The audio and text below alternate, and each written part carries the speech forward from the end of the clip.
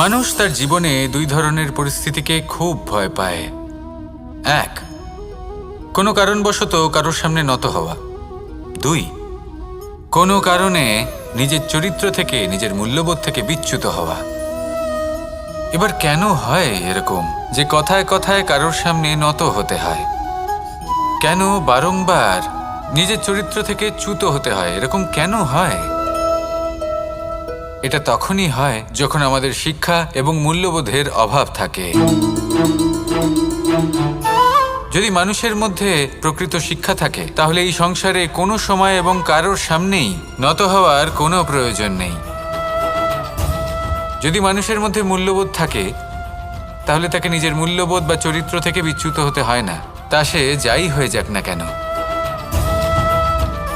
কোনো বালককে যদি জন্ম থেকেই সুশিক্ষার অধিকারী করা হয়, শিক্ষিত করা হয়, মূল্যবোধের অধিকারী করা হয়, তবে সে এই সংসারে এমন কর্ম করবে যাতে সে নিজেকে, নিজের পরিবারকে, সমগ্র সমাজকে গর্বিত করতে পারে।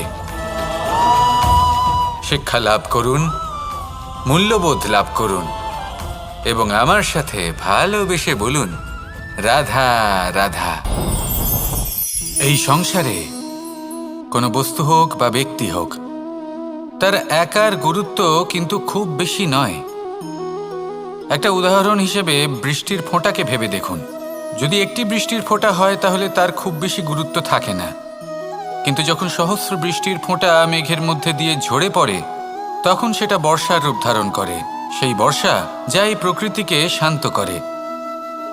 সেইভাবেই পাথরের ছোট টুকরো, তার খুব বেশি গুরুত্ব থাকে না, কিন্তু যখন অসংখ্য পাথরের টুকরো একত্রিত হয় তখন তা পর্বতের আকার ধারণ করে।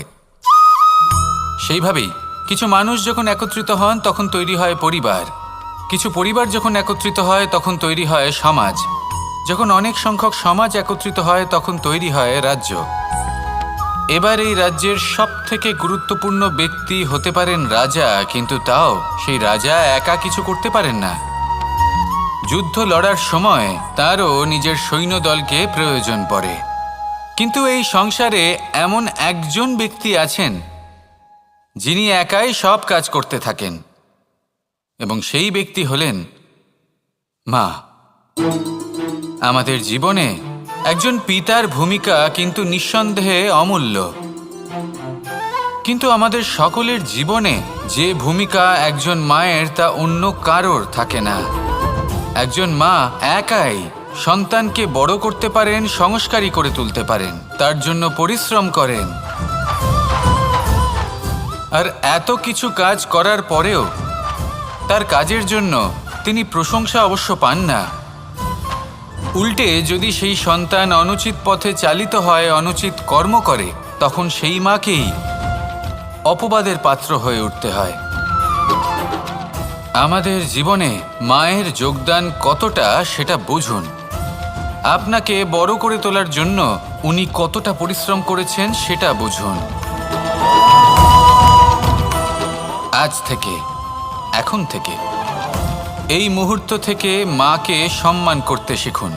যখন সময় পাবেন, যখন সুযোগ হবে, তখন তার প্রশংসা করুন, ওনারও ভালো লাগবে। আর মায়ের এই মমতার জন্য, তার এই ভূমিকার জন্য আসুন সবাই মিলে আমরা তাকে প্রণাম করি, আর সকলে মিলে ভালোবেসে বলি, রাধা রাধা।